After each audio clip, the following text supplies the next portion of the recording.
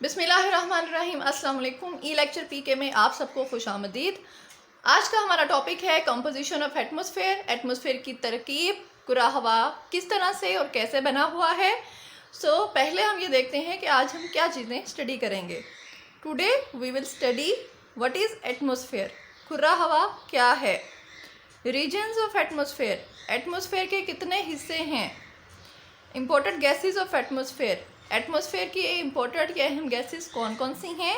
Then function of gases of atmosphere and effects, atmosphere की जो gases हैं उनके फंक्शन क्या हैं, वो क्या काम करती हैं और उनके हमारे ऊपर असरात क्या क्या हैं। अब हम देखते हैं व्हाट इज़ एटमॉस्फेयर। कुरा हवा क्या है। Atmosphere is a mixture of gases, water vapours and dust particles that envelop the earth. कुरा हवा हमारी ज़मीन के चारों तरफ गैसेस, आबी बुखारात और मिट्टी के ज़रात का एक मिक्सचर है जिसने हमारी ज़मीन को चारों तरफ से एक इन्वेलप की तरह से कवर किया हुआ है। It expands from few metres above earth surface to 60,000 kilometre. ये हमारी ज़मीन के ऊपर चंद मीटर से लेकर 60,000 किलोमीटर की बुलंदी तक फैला हुआ है। अब हम देखेंगे रीजन्स ऑफ एटमॉस्फेयर, कुरा हवा के हिस्से। कुरा हवा को उसकी तरकीब के लिहाज से, कंपोजिशन के लिहाज से कितने पार्ट्स में तकसीम किया गया है। तो कुरा हवा को उसकी तरकीब के लिहाज से या उसकी कंपोजिशन के अकॉर्डिंग 2 पार्ट्स में तकसीम किया गया है। नंबर 1 इज़ होमोस्फेयर, जिसको कुरा मुतजानिस भी कहते हैं। होमोस्फेयर में वो सारे गैसेज हैं जिनकी क्वांटिटी एटमॉस्फेयर के अंदर फिक्स है, वो चेंज नहीं होती। नंबर 2 जो है दैट इज़ हेट्रोस्फेयर या कुरा मुतगय्यरा। इसको कुरा मुतगय्यरा इसलिए भी कहते हैं क्योंकि इस हिस्से में जितनी भी गैसेस हैं उनकी क्वांटिटी कम ज़्यादा जो है वो होती रहती है, वो चेंज होती है, इसलिए इस पार्ट को कुरा मुतगय्यरा कहते हैं। कि होमोस्फेयर और हेट्रोस्फेयर ये दोनों कुरा हवा में किस किस लेवल तक मौजूद हैं। फर्स्ट ऑफ ऑल होमोस्फेयर या कुरा मुतजानिस, it expands from earth surface to 100 kilometre. Homosphere जो है ये ज़मीन की सतह के बिल्कुल करीब से लेकर कुरा हवा के अंदर या एटमॉस्फेयर के अंदर 100 किलोमीटर की बुलंदी तक मौजूद है। मतलब 100 किलोमीटर तक जो एटमॉस्फेयर में गैसेस हैं वो सेम हैं, उनकी क्वांटिटी चेंज नहीं होती। देन हेट्रोस्फेयर या कुरा मुतगय्यरा, from 100 kilometre to the final boundary of atmosphere. 100 kilometre पे जहाँ पे होमोस्फेयर ख़त्म हो रहा है वहाँ से हमारा स्टार्ट हो जाता है हेट्रोस्फेयर, और ये कुरा हवा की फाइनल बाउंड्री जहाँ तक कुरा हवा चलता है, जहाँ पे एटमॉस्फेयर ख़त्म होता है, वहाँ तक हेट्रोस्फेयर की जो लिमिट है वो चलती है। जी, कुरा हवा के दोनों रीजन्स हम देख चुके हैं कि 2 रीजन्स हैं कुरा हवा के, लेकिन उन दोनों रीजन्स में से आज हम सिर्फ होमोस्फेयर या कुरा मुतजानिस को स्टडी करेंगे। क्यों? क्योंकि it is most important because all activities related to life happen in this sphere. दोनों कुरों में से कुरा मुतजानिस या होमोस्फेयर इतना अहम है क्योंकि ज़िंदगी से मुतल्लिक जितनी भी एक्टिविटीज़ हैं वो इस स्फीयर के अंदर होती हैं। हम सांस लेते हैं वो भी इस स्फीयर की वजह से है। ज़मीन के ऊपर दूसरे जितने नेचुरल फेनोमेनास हैं जैसे बादल बनना, बारिश का आना, मौसमों का बदलना, वो सारा इस स्फीयर की वजह से है। अब इस स्फीयर में क्योंकि गैसेस बहुत ज़्यादा हैं तो उनको ईजिली स्टडी करने के लिए 3 तरह की टाइप्स में डिवाइड किया हुआ है। नंबर 1 कांस्टेंट गैसेस या गैर मुतगय्यरा गैसेस, मतलब वो गैसेस जो कि हवा के अंदर बिल्कुल कांस्टेंट हैं, जिनकी क्वांटिटी सेम है, वो चेंज नहीं होती। Number 2 variable gases, variable gases या मुतगय्यरा गैसें मतलब तब्दील होने वाली गैसें। इसमें वो सारी गैसेस हैं जो कि कभी कम कभी ज़्यादा जो हैं वो होती रहती हैं, मतलब उनकी जो क्वांटिटी है वो डिफ़र करती है। नंबर 3 अदर इम्प्योरिटीज़, कुछ और मिलावटें भी हवा के अंदर मौजूद हैं जिनको भी स्टडी कुरा हवा के लिहाज से किया जाता है। सबसे पहले हम देखेंगे कांस्टेंट गैसेस या गैर मुतगय्यर gases, permanent gases of atmosphere. Permanent gases में या कांस्टेंट गैसेस में 3 तरह की गैसेस हैं, जिसमें नंबर 1 पे है नाइट्रोजन जो कि हमारे एटमॉस्फेयर का 78% है, ऑक्सीजन 21% है और आर्गन 0.93% है। मतलब ये सारी गैसेस मिलके हमारे एटमॉस्फेयर का टोटल 99% बनाती हैं। बाकी 1% में बाकी सारी गैसेस जो हैं वो आती हैं। अब हम इनको 1 बाय 1 देखते हैं कि इनके फंक्शंस क्या हैं इन गैसेस के, और हमारी लाइफ के ऊपर इन गैसेस के इफ़ेक्ट्स क्या हैं। अब हम देखते हैं कि नाइट्रोजन के फंक्शंस क्या क्या हैं। नाइट्रोजन, जिसका साइंटिफिकली नेम N2 है, it is important part of many cells like DNA and processes like amino acid that make up proteins. Nitrogen जो है ये हमारे जिस्म के बहुत सारे सेल्स में और बहुत सारे जो प्रोसेस हमारे जिस्म के अंदर होते हैं, ये उनका बहुत इंपॉर्टेंट पार्ट है। DNA जो कि हमारी रिप्रोडक्शन के सिस्टम वहाँ से होता है, और बहुत सारे प्रोसेसेस जैसे अमाइनो एसिड जो हमारे जिस्म के अंदर प्रोटीन बनाता है, और इसके अलावा बहुत सारे कंपोनेंट्स जो हैं जिनके अंदर प्रोटीन होती है, जैसे मीट है, मिल्क है, एग्स है, और प्लांट्स के टिश्यूज़ हैं, ये नाइट्रोजन उनके अंदर मौजूद होती है। It is important for growth and reproduction in both plants and animals. Plants या एनिमल्स दोनों के बॉडी के अंदर जो रिप्रोडक्शन का प्रोसेस है उसके लिए नाइट्रोजन बहुत ज़रूरी है। It turns to many nitrates which is essential for plants growth. Plants की ग्रोथ के लिए नाइट्रेट्स ज़रूरी हैं। नाइट्रोजन जो है ये मुख्तलिफ कीमियाई अमल के ज़रिए चेंज होके नाइट्रेट्स में तब्दील हो जाती है, जिससे भी प्लांट्स की ग्रोथ होती है। और एटमॉस्फेयर के अंदर ये सबसे ज़्यादा क्वांटिटी में मौजूद है। 78% जो है नाइट्रोजन हमारी एटमॉस्फेयर में मौजूद है। जी, अब हम देखते हैं ऑक्सीजन, जो कि हमारी एटमॉस्फेयर के अंदर 21% मौजूद है।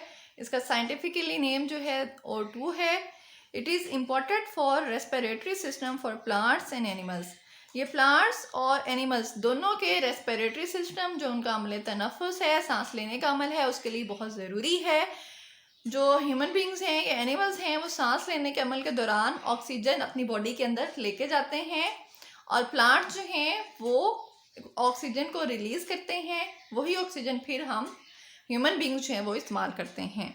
और जब हम ऑक्सीजन को इस्तेमाल करके सांस के ज़रिए अपने बॉडी के अंदर लेके जाते हैं, हमारे लंग्स, हमारे फेफड़े उस ऑक्सीजन को यूज़ करते हैं, और जिससे हमारा ब्लड प्योरीफाई होता है, और ऑक्सीजन हमारे ब्लड का एक बहुत ज़रूरी पार्ट है। Through the process of oxidation allow the burning process. इसके अलावा ऑक्सीजन जो है ये ऑक्सीडेशन के प्रोसेस के थ्रू जितने भी बर्निंग का प्रोसेस है हमारी अर्थ सरफेस के ऊपर, उसको पॉसिबल करती है। तो ऑक्सीजन के बगैर कोई भी बर्निंग प्रोसेस, कोई फ्यूल हमारी अर्थ सरफेस के ऊपर बर्न नहीं होगा, जिससे ना हमारी इंडस्ट्री ग्रो करेगी और ना ही हमारे घरों के अंदर हमारे चूल्हे जलेंगे, तो हमें खाना भी नहीं मिल सकेगा। इसलिए बर्निंग का प्रोसेस ऑक्सीजन के ज़रिए पॉसिबल है। ऑक्सीजन के बगैर किसी किस्म के बर्निंग प्रोसेस को हम अर्थ के ऊपर पॉसिबल नहीं कर सकते। We also get energy from food by oxygen. Oxygen जो है ये कीमियाई प्रोसेस के ज़रिए हमारी जो फूड जो हम खाते हैं उसको एनर्जी में कन्वर्ट करती है, जो हमारे बॉडी के फंक्शंस के लिए बहुत ज़रूरी है। जी, तीसरी जो इम्पोर्टेंट गैस है दैट इज़ आर्गोन, जो कि सिर्फ 0.93% हमारी एटमॉस्फेयर में मौजूद है, और इट वाज डिस्कवर्ड इन 1894। 1894 से पहले जो है एटमॉस्फेयर के बारे में यही कहा जाता था कि इसमें दो कांस्टेंट गैसेस हैं, नाइट्रोजन और ऑक्सीजन। लेकिन 1894 में जब साइंटिस्ट ने हवा के जो है वो डिफरेंट तरह से एक्सपेरिमेंट किए, तो उन्होंने उसमें से ऑक्सीजन और नाइट्रोजन को सेपरेट किया, तो उसमें एक और पार्टिकल जो है उनको नज़र आए, जिसको फिर बाद में ऑर्गन का नाम दिया गया। It is only used as commercial purposes. सिर्फ इसको कमर्शियल पर्पसेस, तजारती लिहाज से कुछ जगहों पे इस्तेमाल किया जाता है, अदरवाइज एटमॉस्फेयर के अंदर जो है इसका कोई फंक्शन या कोई रोल नहीं है। जी, अब हम देखेंगे वेरिएबल गैसेस या तगय्युर पजीर गैसें। वेरिएबल गैसेस या तगय्युर पजीर गैसें ये वो गैसें हैं जिनकी क्वांटिटी हवा के अंदर, एटमॉस्फेयर के अंदर चेंज होती रहती है। कभी ये थोड़ी कम हो जाती है, कभी इनकी क्वांटिटी ज़्यादा हो जाती है, इसलिए इनको वेरिएबल गैसेस कहा जाता है। The so called variable gases are those present in small and variable amounts. Variable gases वो गैसें हैं जो हवा के अंदर बहुत थोड़ी मिकदार में मौजूद हैं, और इनकी जो प्रेजेंस है, इनकी जो क्वांटिटी है वो कम ज़्यादा होती रहती है। These gases include those that have a significant impact on the heat budget and availability of moisture across the earth. इनमें वो सारी गैसेस शामिल हैं जो कि हमारी अर्थ सरफेस के ऊपर हरारत के तवाज़ुन को बरकरार रखने में और नमी को मुहैया करने में अपना रोल प्ले करती हैं। Even though they present in atmosphere in a very small amount, they exert a great control over our environment. Although के हवा के अंदर, एटमॉस्फेयर के अंदर इनकी क्वांटिटी बहुत ही कम है, लेकिन उसके बावजूद हमारी जो अर्थ सरफेस है उसके एनवायरनमेंट को कंट्रोल करने के लिए ये गैसें बहुत अहम रोल प्ले करती हैं। इन गैसेस के कम या ज़्यादा होने के साथ साथ ही हमारा जो एनवायरनमेंट है उसके अंदर भी चेंजेस हमें नज़र आते हैं। जी, वेरिएबल गैसेस में जो जो गैस इंक्लूड हैं इनमें number 1 is carbon dioxide, number 2 ozone, number 3 water vapours, number 4 पे अदर गैसेस जो कि बहुत ही कम क्वांटिटी में मौजूद हैं और इनका कोई सिग्निफिकेंट रोल जो है वो नहीं है। ज़्यादा रोल कार्बन डाइऑक्साइड, ओजोन और वाटर वेपर्स का है। अब फर्दर वन बाय वन हम इनके बारे में स्टडी करते हैं। जी, सबसे फर्स्ट और सबसे मोस्ट इंपॉर्टेंट जो हमारी वेरिएबल गैस है दैट इज कार्बन डाइऑक्साइड और CO2। CO2 जो है ये कार्बन डाइऑक्साइड का साइंटिफिक नेम है। Carbon dioxide makes up only 0.36% of the atmosphere by volume but have a great impact on environment. अगर हम वॉल्यूम के लिहाज से देखें तो बाय वॉल्यूम कार्बन डाइऑक्साइड हमारे एटमॉस्फेयर का सिर्फ 0.36% बनाती है, लेकिन हमारी जो एनवायरनमेंट है उसके ऊपर इसका बहुत ज़्यादा इम्पैक्ट है। It is essential to photosynthetic process of plants. Plants के अंदर जो फोटोसिंथेसिस का प्रोसेस है उसके लिए कार्बन डाइऑक्साइड बहुत ज़रूरी है। फोटोसिंथेसिस वो प्रोसेस है जिसके ज़रिए पौधे जो हैं ये अपनी खुराक तैयार करते हैं और उसके ज़रिए वो ग्रो करते हैं। Plants absorb carbon dioxide and during photosynthesis combined with water and energy to form oxygen and carbohydrates। Plants जो हैं, पौधे जो हैं, ये कार्बन डाइऑक्साइड को जज़्ब करते हैं और फोटोसिंथेसिस के प्रोसेस के दौरान पानी और एनर्जी के साथ इसको मिक्सअप करते हैं जिससे ऑक्सीजन और कार्बोहाइड्रेट्स बनते हैं। ऑक्सीजन जो है ये ह्यूमन बींग जो है उसको सांस लेने के लिए यूज़ करते हैं और बाकी जो कार्बोहाइड्रेट्स हैं, these stored carbohydrates are used to fuel plants respiration and growth. और जो कार्बोहाइड्रेट्स बनते हैं वो पौधे अपने अंदर स्टोर करते हैं जो बाद में रेस्पिरेशन जो पौधों के सांस लेने का अमल है उसके लिए और पौधों की ग्रोथ के लिए फिर इस्तेमाल होती है। Huge amount of carbon dioxide is stored in plant tissues, deposits of coal, peat, oil and gas. Carbon dioxide बहुत ज़्यादा जो है ये प्लांट्स के टिश्यूज़ में, कोयले में, तेल और गैस के ज़ख़ीरों में स्टोर है। It is also stored in limestone rocks. चूने के जो पत्थर हैं, चूने की जो चट्टानें हैं उनके अंदर भी कार्बन डाइऑक्साइड बहुत ज़्यादा मिकदार में स्टोर होती है। Most important function of carbon dioxide is that it absorbs heat and help to warm up atmosphere. Carbon dioxide का सबसे जो अहम फंक्शन है वो ये है कि कार्बन डाइऑक्साइड अपने अंदर हीट को जज़्ब करती है और इस तरह हमारे एटमॉस्फेयर को हीट अप करने में, वार्म अप करने में, गर्म करने में अपना रोल प्ले करती है। अगर हमारी एटमॉस्फेयर के अंदर कार्बन डाइऑक्साइड नहीं होगी तो हमारी एटमॉस्फेयर के अंदर हीट जज़्ब नहीं होगी, जिसकी वजह से हमारा एटमॉस्फेयर गर्म नहीं होगा और हमारी अर्थ सरफेस के ऊपर जो एक सूटेबल टेम्परेचर रिक्वायर्ड है लाइफ को पॉसिबल करने के लिए वो नहीं होगा और लाइफ यहाँ पे पॉसिबल नहीं होगी। जिस तरह बाकी सारे प्लैनेट्स जो बहुत ज़्यादा ठंडे हैं वहाँ पर टेम्परेचर नहीं है सूटेबल और वहाँ पर लाइफ नहीं है, इस तरह कार्बन डाइऑक्साइड को अगर हम अपने एटमॉस्फेयर में से निकालेंगे तो हमारी अर्थ सरफेस का टेम्परेचर इतना कूल डाउन हो जाएगा कि यहाँ पर लाइफ पॉसिबल नहीं होगी। अब छोटी सी मैं एक डायग्राम के थ्रू आपको एक्सप्लेन करती हूँ कि किस तरह से कार्बन डाइऑक्साइड हमारे एटमॉस्फेयर को हीटअप करता है और अब इसकी जो क्वांटिटी हमारे एटमॉस्फेयर में ज़्यादा हो रही है वो क्यों हो रही है और उससे हमारी एटमॉस्फेयर के ऊपर क्या इफेक्ट पड़ता है। This is earth surface and this is sun. Sun की जो रेस हैं वो हमारी अर्थ सरफेस के ऊपर आती हैं और हमारी अर्थ सरफेस के अंदर कुछ एब्जॉर्ब होती हैं जिससे हमारी अर्थ सरफेस सारी की सारी हीट अप होती है। लेकिन सन की सारी रेज हमारी अर्थ सरफेस के अंदर एब्जॉर्ब नहीं होती हैं, कुछ रिफ्लेक्ट होके वापस एटमॉस्फेयर के अंदर चली जाती हैं जिससे हमारा एटमॉस्फेयर हीट अप होता है। लेकिन अब क्योंकि कार्बन डाइऑक्साइड हमारी एटमॉस्फेयर में है जो अपने अंदर हीट को एब्जॉर्ब करती है और इस तरह हमारा सारा एटमॉस्फेयर हीट अप हो रहा है। अगर हमारे एटमॉस्फेयर में कार्बन डाइऑक्साइड नहीं होगी तो सारी सन की रेज जो है ये रिफ्लेक्ट बैक होने के बाद स्पेस के अंदर जाके बिल्कुल ख़त्म हो जाएंगी और एटमॉस्फेयर जो है बिल्कुल ठंडा रहेगा और ये हीट अप नहीं होगा।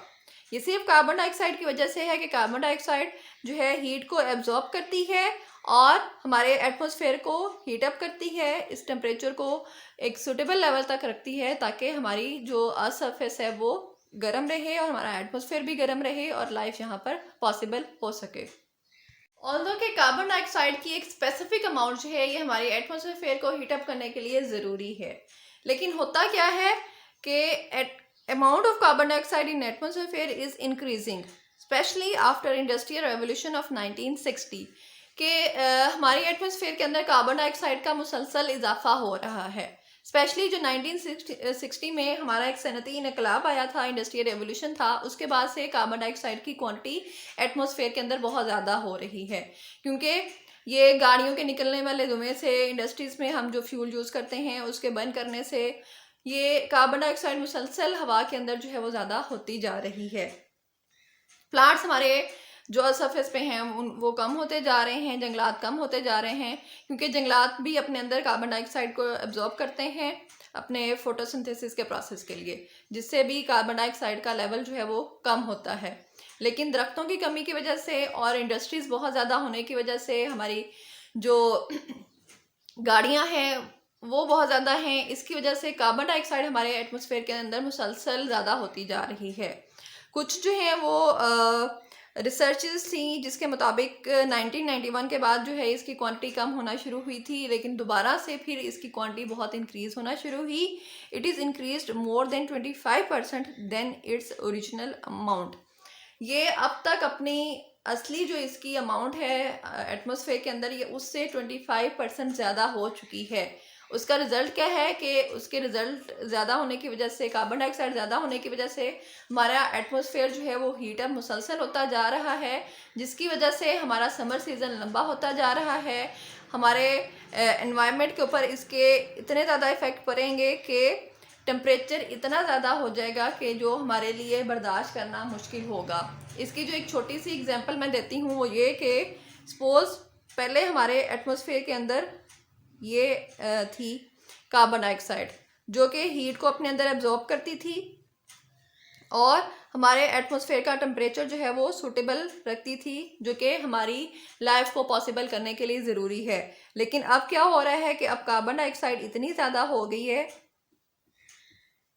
ये सारे आप देखें कि कार्बन डाइऑक्साइड ये हमारे एटमॉस्फेयर में इतनी ज़्यादा है और इसका फंक्शन ही यही है कि अपने अंदर हीट को एब्जॉर्ब करेगी, हीट को एब्जॉर्ब करती जाएगी और ये हमारे एटमॉस्फेयर के टेम्परेचर को ज़्यादा करती जाएगी।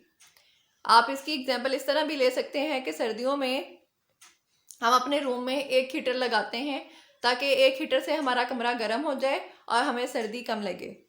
अब एक हीटर हमारे लिए बेरेबल है, बर्दाश्त के काबिल है, क्योंकि एक हीटर हमारे कमरे को गर्म करता है और हम जो है वो सर्दी कम फील करते हैं।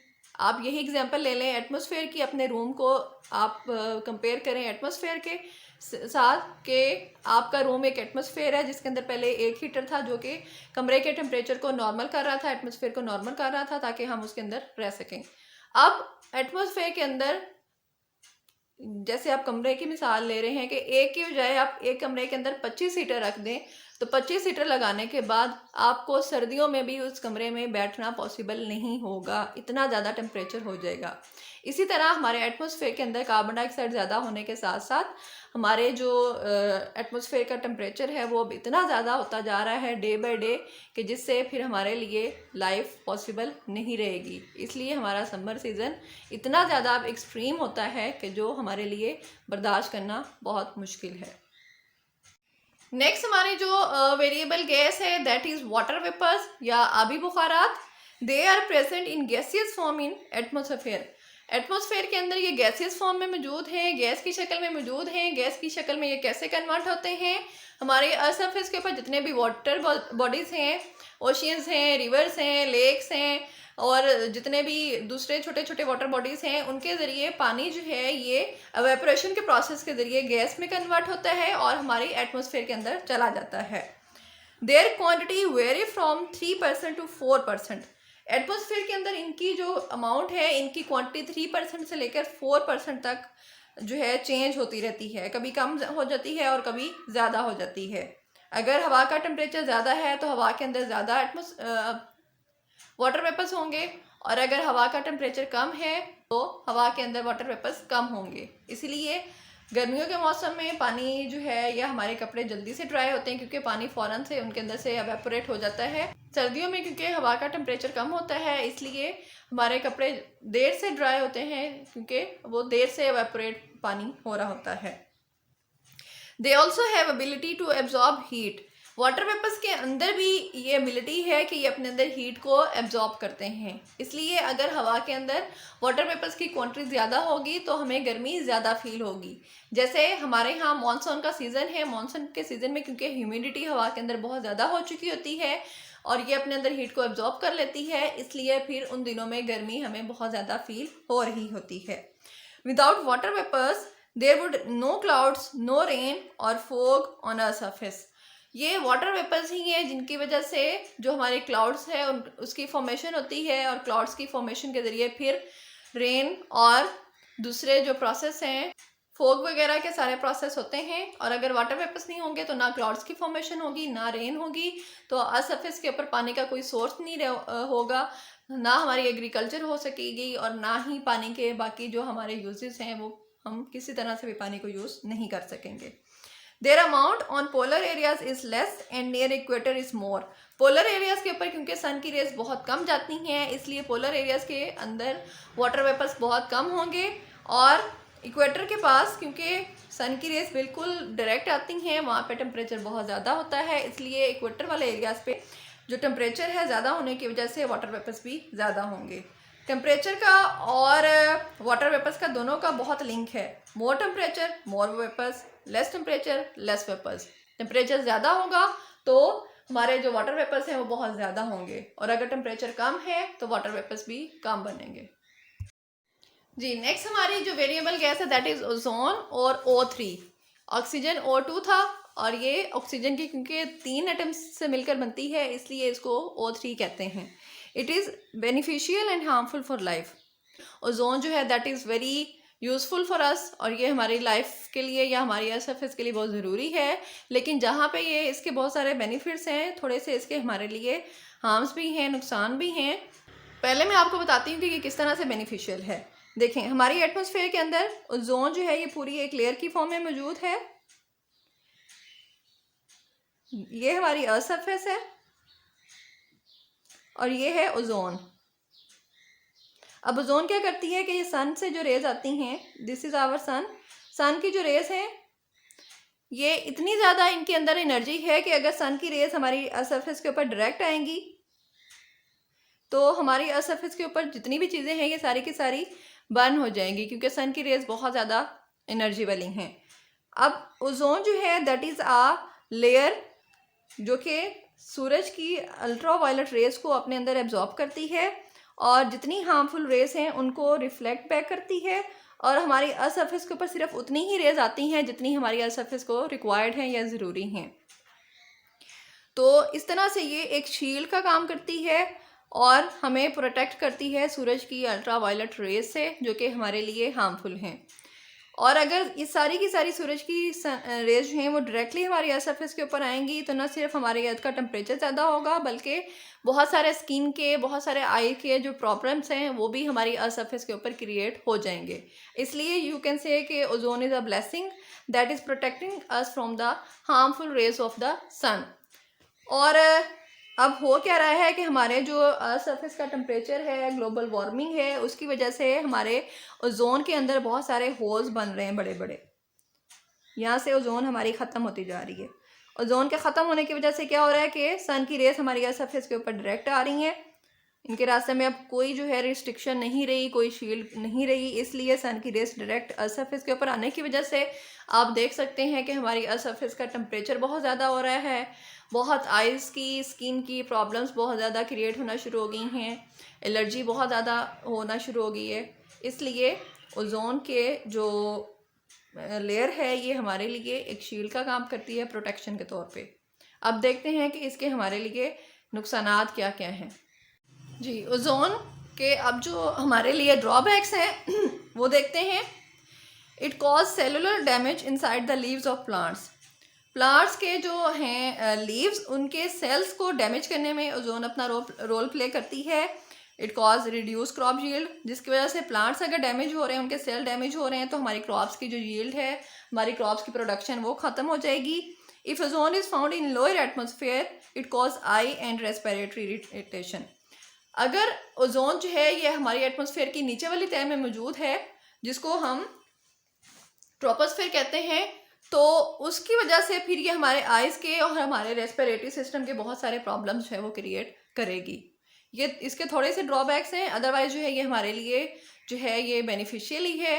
ये लेयर की फॉर्म में हमारी सरफेस को सन की रे से प्रोटेक्ट कर रही है। बात करते हैं वेरिएबल गैसेस में, जो बहुत सारी अदर गैसेस स्मॉल अमाउंट में मौजूद हैं, उनकी बात करते हैं।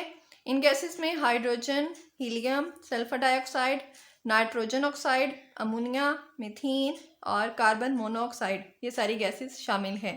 अगरचे ये सारी गैसेस जो हैं ये हवा के अंदर बहुत ही कम क्वांटिटी में मौजूद हैं और इनका कोई स्पेसिफिक रोल भी नहीं है।